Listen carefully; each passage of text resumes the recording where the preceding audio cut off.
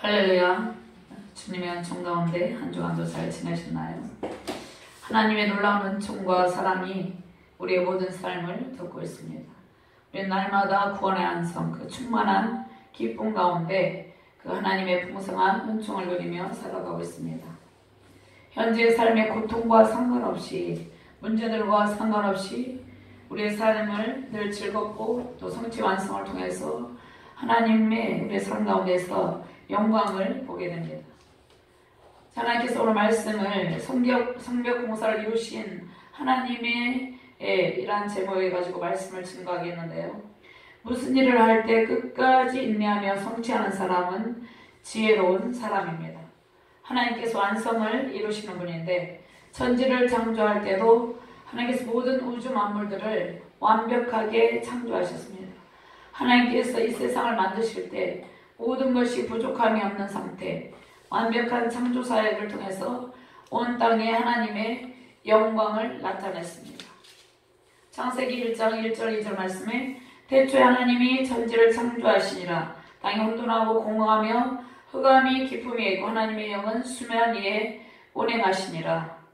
또 창세기 2장 1절 3절 말씀에 천지와 만물이 다 이루어지니라.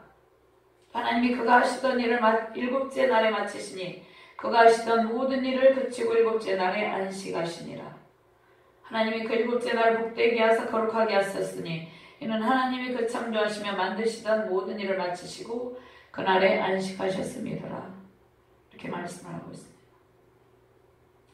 하나님께서 완성하신 창조의 기쁨과 이룸의 여성을 통해서 그 기쁨이 영원토록 유지되는 것이, 저의 여러분들의 삶에 유지되는 것이 하나님의 뜻입니다.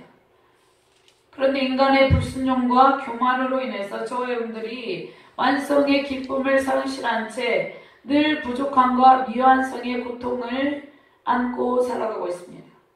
우리가 무슨 일을 추진하다가 그것이 중단되기도 합니다.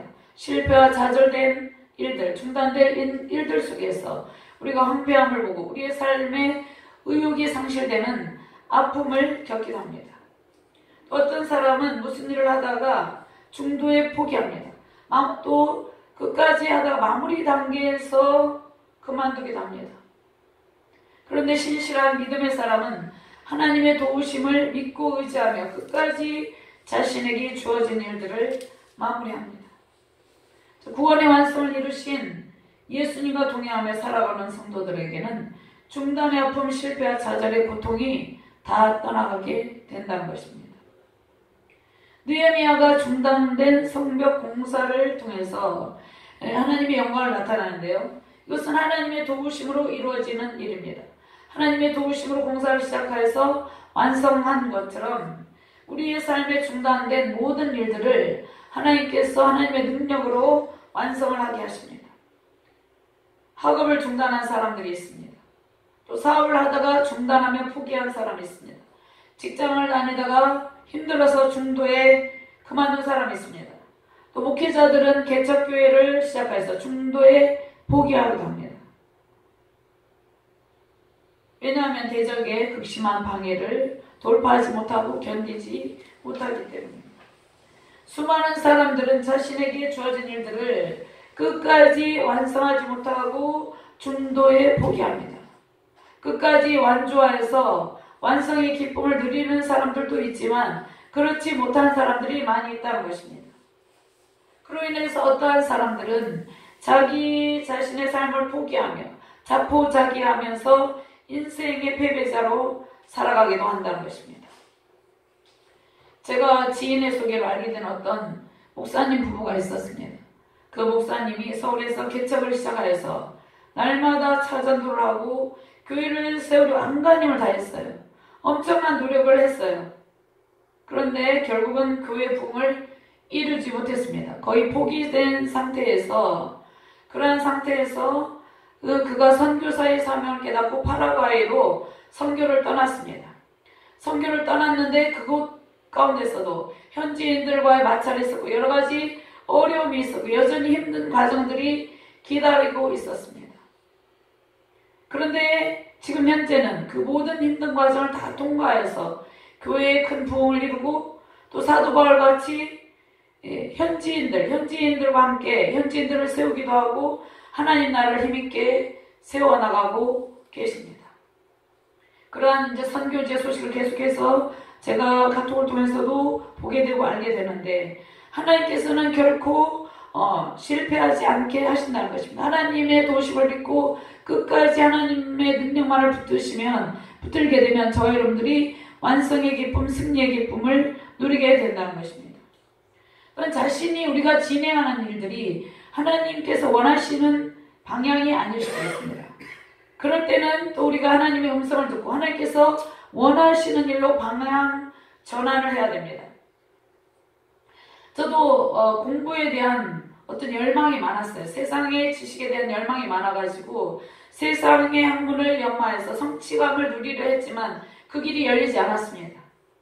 신학을 해서 목회자가 되는 것이 하나님의 뜻임을 깨닫게 되었을 때 배움의 길이 열리게 되었습니다.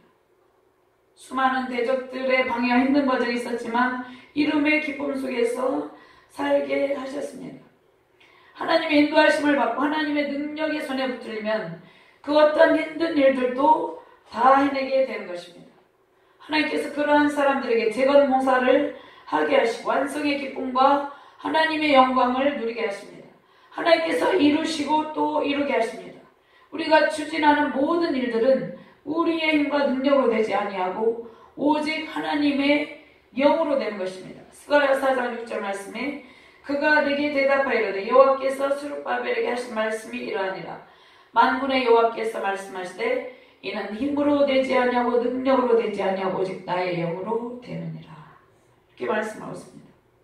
예수님과 동행하는 저와 여러분들을 이름의 영역으로, 이름의 영성으로 인도하십니다.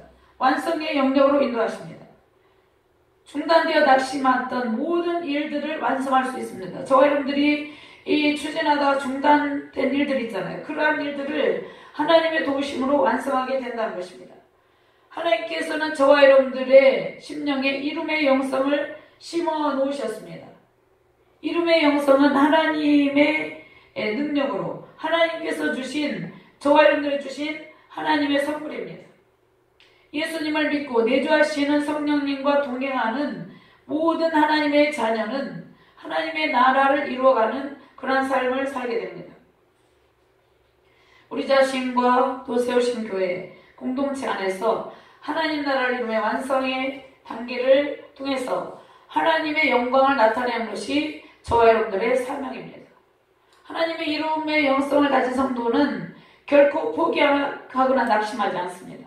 하나님 나라를 반드시 일으켜 세우셔야 한다는 것입니다. 추진하던 일을 중단한 일이 없다는 것입니다. 제가 지난주에 마음 아픈 일이 있어가지고 화요일까지 울고불고 했어요. 그런데 수요일날 예배 드리는데 찬송을 부르는데 너무나 기쁨이 샘솟는 것이에요. 상황과 상관없이 하나님의 도우심을 하나님께서 주시는 말할 수 없는 기쁨의 찬양이 감사와 은총이 샘솟는 것을 느꼈습니다. 우리는 어떤 일을 할 때 우리가 때로는 낙심하기도 하고 마음이 아프기도 하지만 그 가운데 하나님의 도우심을 바라보게 되면 하나님께서 샘솟는 기쁨을 주신다는 것입니다. 예수님을 믿지 아니하는 사람들, 또 믿음이 연약한 성도들은 어떤 일을 하다가 중도에 포기한다는 것입니다. 우리가 건물을 공사하는 그러한 것들을 볼 때 건물 공사를 시작했다가 중단을 한 상태로 오랫동안 그것이 있으면 흉물스러운 모습이 됩니다. 지나가는 사람들이 그 모습을 보게 됩니다. 완성되지 못하고 중단된 건축물이나 또 인간이 또 삶을 포기하고 중단되어서 자포자기한 상태 있잖아요. 그런 사람들 어떻게 삽니까? 술에 찌들어서 아니면 다른 어떤 온갖 절망 가운데 우울증에 시달리기도 하고 정말로 그 모습이 보기 좋지 않습니다. 느헤미야는 이제 중단된 예루살렘 성벽 공사를 시작해서 완성합니다. 완성된 장엄하고 아름답고 견고한 성벽을 통해서 하나님의 영광을 나타냅니다. 그 회파된 예루살렘 성읍이 얼마나 황폐한 가운데 있었습니까? 정말 보기 좋지 않은 상황에 있었잖아요. 온갖 대적들의 음모와 멸시가 있었습니다. 조롱이 있었습니다. 그러나 하나님께서 온갖 대적의 계략을 발휘하시고 52일 만에 성벽 공사가 완성되게 하십니다. 오늘 주시는 말씀의 능력으로 모든 대적의 방해를 돌파해서 성벽 재건 공사를 완벽하게 이루시는 저와 여러분 되시기를 주님의 이름으로 축원합니다. 사람들은 완성된 건물, 완성된 일들을 통해서 큰 기쁨과 만족을 누리게 됩니다. 제가 이름을 잘 모르겠는데 우리 그 학교 다닐 때 룸메이트가 초청을 해가지고 제일 높은 건물이 몇 층인지 모르겠네. 100층입니까? 120층입니까? 거기를 갔었어요. 몇 주 전에 갔었는데 내려다보니까 너무나 그 모습들이, 그 서울 시내 모습들이 아름답고 그 건물도 아름다웠어요. 그 완성된 그 건축물의 아름다움, 그 아름다움을 통해서 하나님의 영광이 나타난다는 것입니다. 하나님께서 온갖 대적의 계략을 파시하시고 52일 만에 성벽 공사가 완성되게 하시는데, 오늘 주시는 말씀의 능력으로 저 여러분들이 이제 모든 대적의 방해를 돌파해서 성벽 재건 공사를 완벽하게 이루시는 저 여러분 되시기를 주님의 이름으로 축원합니다. 사람들은 완성된 건물, 완성된 일들을 통해서 큰 기쁨과 만족을 누립니다. 이 건물을 공사를 시작해서 짓는 과정에서 여러 가지 어려운 과정들이 있잖아요. 그런데 그것을 다 완성을 하게 되면 그 완성의 기쁨이 크다는 것입니다. 만족감이 있다는 것입니다. 그런데 가장 중요한 것은 오늘 말씀에서 이 핵심이 있는데요. 모든 일이 완성되었어도 저와 여러분들은 여전히 긴장하며 말씀과 기도로 깨어서 대적의 공격에 방어하라, 이렇게 말씀하고 있습니다. 우리의 최종적인 완성이 무엇입니까? 영원한 천국에 이르는 그날에 우리의 최종적인 완성의 기쁨을 누리게 된다는 것입니다. 그날이 되기 전까지 우리는 이 땅에서 원수들의 집요한 방해가, 우리들을 공격하는 그 방해가 끝나지 않기 때문입니다. 우리에게는 완성의 기쁨 다음에 계속해서 추진해야 될 또 다른 일들이 있습니다. 하나님 나라를 이루는 일, 그 일은 우리의 생애 전체를 통해서 이루어야 될 일입니다. 하나님의 도우심으로 세상 끝날까지 완공의 기쁨 속에 승리하시는 저와 여러분들 되시기를 주님의 이름으로 축원합니다. 오늘 내용을 크게 두 가지로 분석을 하면요. 먼저 성벽 재건 공사의 완성의 기쁨에 대해서 말씀이 있습니다. 완공에 대해서 15절에서 16절 말씀. 또 두 번째는 성벽 재건 공사 중에 유다 귀족들과 도비아 간 서로 내통에 대한 그것에 대해서 어려움에 대한 회고 내용이 17절에서 19절 말씀입니다. 그럼 먼저 52일 만에 성벽을 완성하려 했는데요. 완공된 성벽을 통해서 하나님께 영광을 돌리는 느헤미야.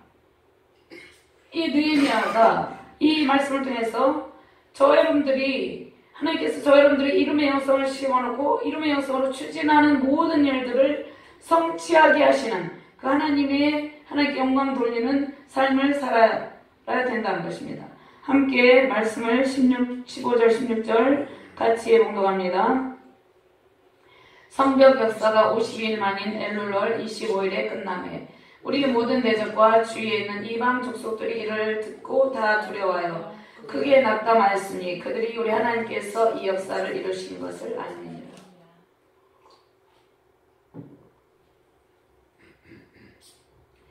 온갖 대적들의 집요한 방해에도 불구하고 성벽 공사를 시작한 지 52일 만에 성벽 재건 공사를 완성합니다.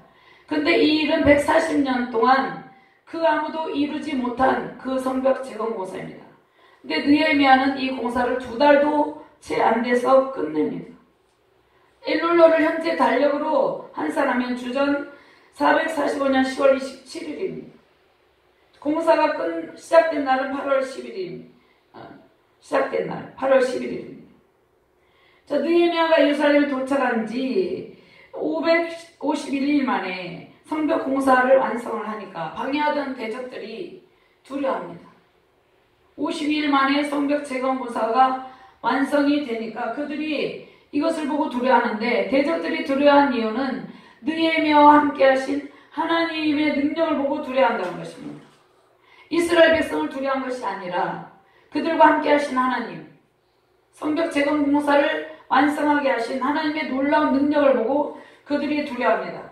하나님의 능력의 손길이 함께 하셨기 때문에 성벽이 완공되었어요. 하나님의 도우심이 없이는 불가능한 일들을 느헤미야를 통해서 이루신 것입니다. 또 빠른 시일 안에 성벽 공사를 완성하게 된 것은 당시에 우기가 아닌 건기였습니다. 비가 내리지 않는 건기였기 때문에 계속해서 성벽 재건 공사를 할 수 있었어요.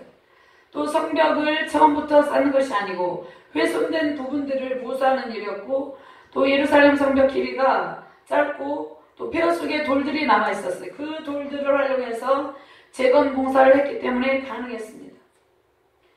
그런데 느헤미야가 이 성벽 재건 공사를 할 때 이방 대적들이 계속해서 위협했잖아요. 그것에 굴하지 않고 밤낮으로 공사를 진행했는데 예루살렘 거민과 여리고, 드고와 기브온, 미스바 등 인접 지역에 많은 인력들을 동원했습니다. 그들에게 할당을 주고 공사를 진행해서 성벽이 완공됩니다. 예루살렘 성벽의 재건은 하나님 나라의 완성을 의미합니다. 대적들이 온갖 방해로 하나님 나라 완성을 방해하지만 하나님의 약속의 말씀에 견고하게 세워졌습니다. 하나님께서 약속하신 말씀대로 이스라엘을 온전하게 회복하신 것처럼 저와 여러분들을 구원하시고 우리 가운데 선한 일들을 행하시며 구원의 기쁨 속에 하나님 나라 완성의 기쁨 속에 살게 해주십니다. 이러한 확신으로 승리하시는 저와 여러분들 되시기를 주님의 이름으로 축원합니다. 대적은 산발락과 이방 민족의 지도자들입니다. 이방 사람들은 그들의 휘하에 있던 사마리아 사람들, 암몬 사람들, 아스돗 사람들입니다. 게셈의 휘하에 있는 아라비아 사람들을 가리킵니다. 대적은 하나님의 백성들에게 하나님 나라를 이루지 못하도록 방해하는 모든 사단의 세력들을 가리킵니다. 느헤미야를 낙심하려고 온갖 방해를 했던 대적들은 성벽 공사 완성되니까 하나님을 두려워하며 낙담을 하는데, 그들을 느헤미야를 위협하면서 하나님의 사역을 방해했던 대적들은 하나님의 도우심으로 성벽 공사가 완성되자 하나님을 두려워하잖아요. 대적들이 우리를 위협해요. 사단의 공격이, 크고 작은 공격들이 우리가 신앙생활 할 때 있잖아요. 그래서 저와 여러분들 두려움과 낙심에 빠져서 하나님의 사역을, 일들을 못하도록 방해를 합니다. 그런데 온갖 대적들의 온갖 방해도 불구하고 저와 여러분들을 통해서 이루시는 하나님의 사역을 목도하고 대적들이 그들이 스스로 낙담하며 두려움에 빠지게 된다는 것입니다. 저와 여러분들을 두려움에 빠져서 하나님 나라를 이루지 못하게 하려 했던 대적들이 오히려 자신들이 두려워하며 낙담에 빠지게 된다는 것입니다. 그들의 머리로 돌아가게 된다는 것입니다. 그들의 행함대로 그들에게 돌아가게 된다는 것입니다. 하나님께서 함께 하실 때 우리에게 맡겨진 하나님의 사역이 이루어지게 됩니다. 완성의 기쁨을 누리게 됩니다. 그런데 느헤미야는 성벽 재건 공사가 완공되자 누구에게 영광을 돌립니까? 그 일을 이루신 하나님께 모든 영광을 돌립니다. 하나님께서 저와 여러분들을 통해서 그동안 많은 일들을 성취하게 하셨고 지금 또 성취의 단계에 나아가는 그런 추진한 일들을 하게 하십니다. 그 완성의 기쁨이 임하는 그 시간에 우리는 하나님의 행하심과 영광을 보게 되는데, 우리는 그 모든 일들의 완성이 되었을 때 하나님의 영광을 보고 하나님께 영광을 돌려야 된다는 것입니다. 우리의 능력이 아닌 전능하신 하나님 능력 가운데 이루어지는 일들에 대한 모든 영광과 감사와 찬양을 드리며 승리하시는 저와 여러분 되시기를 바랍니다. 자, 느헤미야는 대적들이 두려움을 크게 낙담하는 이유를 그들이 우리 하나님께서 이 일을 이루신 것을 알미니라 이렇게 말씀하셨습니다. 이방족 속들의 일을 듣고 다 두려워하여 크게 낙담하였으니 그들이 우리 하나님께서 이 역사를 이루신 것을 알미니라 이렇게 고백합니다. 믿지 아니하는 사람들이 저 여러분을 통해서 이루시는 하나님의 행하심을 보고 하나님을 두려워하게 된다는 것입니다. 대적들이 우리가 예수님을 믿고 우리가 어떤 일들을 추진할 때 그 일이 안 돼서 낙담하고 또 불안하고 슬픔에 빠졌을 때 조롱하잖아요. 그런데 그런 온갖 방해와 멸시, 조롱, 수모에도 불구하고 반드시 승리의 기쁨, 완성의 기쁨을 주신다는 것입니다. 이 능력의 하나님을 고백하시는 저와 여러분 되시기를 주님의 이름으로 축원합니다. 두 번째 성벽 재건 공사 중에 유다의 지도층인 귀족들이 있었어요. 일부 귀족들이에요. 다 그런 것은 아니에요. 일부 귀족들과 도비아 간의 내통에 대한 회고에 대한 말씀입니다. 17절에서 19절 말씀. 완성의 기쁨 속에서도 방심하지 말고 모든 일이 완성이 됐어도 여전히 긴장하며 말씀과 기도를 끼어서 대적의 공격에 방어해야 된다는 것입니다. 17절과 18절, 19절 말씀을 함께 봉독합니다.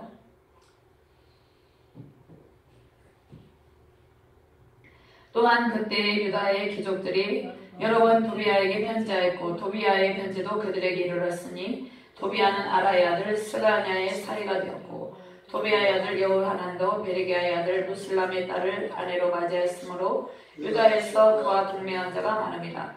그들이 도비아의 선행을 내 앞에 말하고 또 내 말도 그에게 전하며 도비아가 내게 편지하여 나를 두렵게 하고자 하였느니라. 17절에서 19절까지는 성벽 재건 공사 중에 유다 귀족들과 암몬 사람 도비아 간에 있었던 내통으로 인해서 느헤미야가 엄청난 고통을 겪었잖아요. 그것을 회고하는 내용입니다. 도비아가 얼마나 집요하게 이 성벽 재건 공사를 하지 못하도록 방해하는지 다양한 방법으로 느헤미야를 끈질기게 공격한 그러한 내용입니다. 그것을 느헤미야가 지금 고백을 하는데 느헤미야는 왜 이 말씀을 고백합니까? 전능하신 하나님의 도우심이 없으면 불가능한 일이었음을 고백하고 있다는 것입니다. 유다의 지도층들은 느헤미야를 도와서 성벽 재건 공사를 할 수 있도록 물심양면으로 도와야 돼요. 그런데 돕기는커녕 오히려 느헤미야의 대적들과 내통하고 있었다는 것입니다. 일제시대 때도 마찬가지였잖아요. 민족의 배반자들이 있었잖아요. 독립운동을 하는 독립투사들도 있었지만 나라를 팔아먹는 매국노들이 있었어요. 또 6.25 이후에는 나라를 팔아먹는 간첩과 같은 자들이 있잖아요.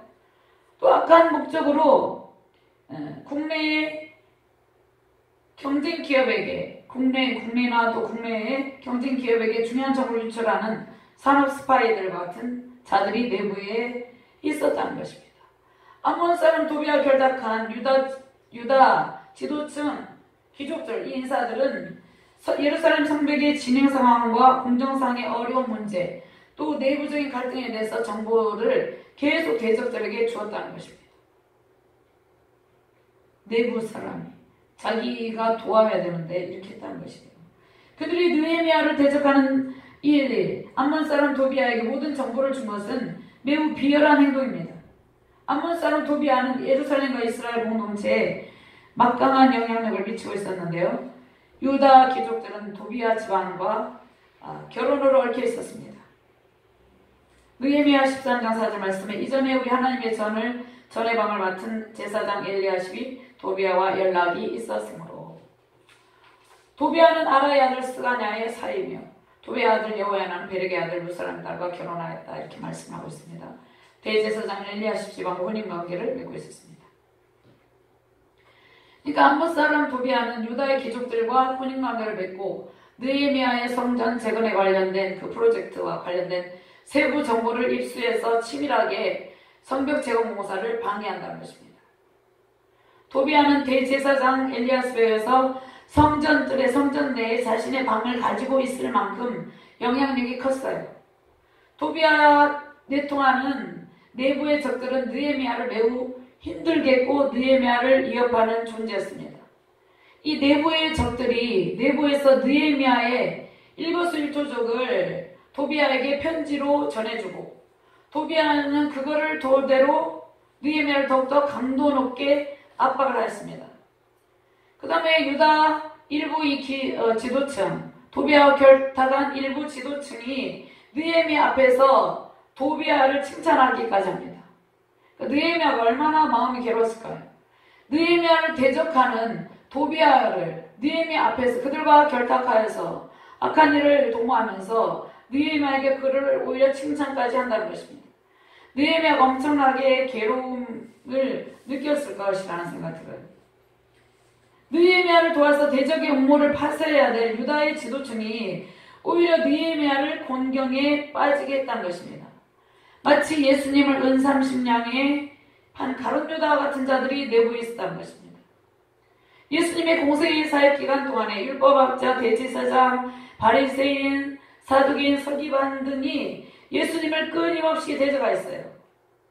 어느 공동체나 이러한 대적들이 있으면, 이러한 악한 자들이 있으면 고통을 겪게 된다는 것입니다. 그러나 하나님께서는 그러한 모든 악한 악조건 상황 속에서도 하나님의 일들을 하는 사역자들과 성도들을 통해서 반드시 하나님의 나라 일들을 이루어내십니다. 우리는 느헤미야처럼 누구의 편에 서요? 하나님의 편에 서서 모든 대적들과 맞서 싸우며 승리하는 길을 선택해야 된다는 것입니다. 하나님의 사역을 방해하는 자들은 하나님을 대적하는 것이에요. 우리가 개인적인 영적 부흥과 가정 부흥과 교회 부흥과 민족 부흥은 느헤미야와 같이 하나님께서 세우신 영적 리더들을 통해서 이루어진다는 것입니다. 저와 여러분들이 늘 말씀에 깨어있고 기도에 깨어있고 전능하신 하나님의 손에 붙들려 있을 때 하나님의 나라 일의 일들을 완성할 수 있다는 것입니다. 유다의 적대 세력 도비아는 당시에 또 정치적인 힘을 가지고 있었어요. 막강한 영향력을 가지고 있었어요. 그 스가냐와 무슬람 등 유다 귀족들은 사마리아의 실권자인 도비아와 정략 결혼을 통해서 어떻게 해서 자신의 가문을 세우고 눈앞에 이득을 챙기려고 했어요. 그런데 그로 인해서 오히려 그들의 가문에 그들 자신의 이름이 더럽혀지고 그들의 가문이 더럽혀진 결과가 되고 그들은 또 포로기한 예루살렘 공동체를 적대 세력으로 인한 그들에 인해서 고통이 계속되는데 그들의 이 악한 일로 인해서 오히려 그들의 가문이 몰락을 하게 됐어요. 일시적인 눈앞의 이득을 추구하고 사리사욕을 채우려 하는 소인배들과 매국노 등은 반드시 그 대가를 치르게 된다는 것입니다.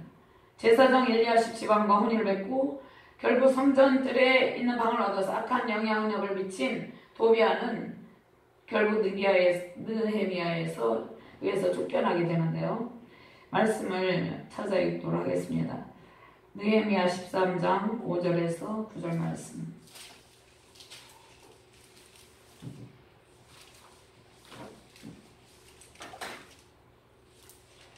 느헤미야 13장 5절에서 9절 말씀 찾으셨으면 한 목소리로 봉독합니다. 도비아를 위하여 한 큰 방을 만들었으니 그 방은 원래 소재물과 유향과 그릇과 또 레이 사람들과 노래하는 자들과 문지기들에게 11조로 주는 곡물과 새 포도주와 기름과 또 제사장들에게 주는 거제물을 두는 곳이라. 그때에는 내가 예루살렘에 있지 아니하였느니라. 바벨론 왕 아닥사스다 32년에 내가 왕에게 나아갔다가 며칠 후에 왕에게 말미를 청하고 예루살렘에 이르렀어야 엘리야십이 도비아를 위하여 하나님의 전들의 방을 만든 악한 일을 안지라. 내가 심히 근심하여 도비아의 세간을 그 방 밖으로 다 내어 던지고 명령하여 그 방을 정결하게 하고 하나님의 전의 그릇과 소재물과 유향을 다시 그리로 들여 놓았느니라. 도비아의 결국입니다. 느헤미야가 이것에 대해서 참 심히 근심하고 분노하도 그렇게 해서 도비아를 내어 쫓습니다. 우리는 항상 하나님 편에 서 있어야 된다는 것입니다. 불의한 일이나 악한 정치 결력을 가진 일부 사람들과의 결탁은 자신과 자신의 가문을 더럽히는 일이 된다는 것입니다. 우리는 누구의 편에 서야 됩니까? 항상 왕이신 하나님의 편에서 하나님의 사역에 동참하며 순종의 길을 걸어갈 때 승리의 완성, 그 기쁨이 샘솟게 된다는 것입니다. 특별히 주님의 핏값으로 세운 교회는 세상의 불의한 힘과 정치적인 세력과 결탁해서는 안 된다는 것입니다. 하나님의 능력과 권세만이 영원하다는 것입니다. 일시적으로 볼 때 어떤 정치적인 힘과 어떤 세상의 어떤 경제적인 힘들이 막강하게 보이지만 그렇지 않다는 것입니다. 하나님의 능력과 권세만이 영원하기 때문에 우리는 하나님의 능력과 권세를 붙들고 하나님 나라의 일들을 해야 된다는 것입니다. 적대 세력인 도비아, 이 유다 귀족층, 지도층들의 일부가 적대 세력인 도비아와 결탁하고 영적 지도자 느헤미야의 이 개혁의 걸림돌이 되었다는 것입니다. 우리가 속한 모든 공동체와 이 땅의 모든 교회와 나라 민족 가운데 도비아와 같은 악한 자, 또 그들과 결탁하여서 악을 행하는 일부 소인배들이 모두 사라지고 교회가 나라가 견고하게 세워지기를 소망합니다. 느헤미야 같이 담대하게 하나님께서 맡기신 사명을 책임감 있게 완수하는 영적 리더들이 이 나라 가운데 민족 가운데 많이 세워지기를 소망합니다. 말씀을 정리하는데요. 첫째, 성벽 재건 공사 완성했는데 외부의 대적들 또 내부의 대적들의 집요한 방해가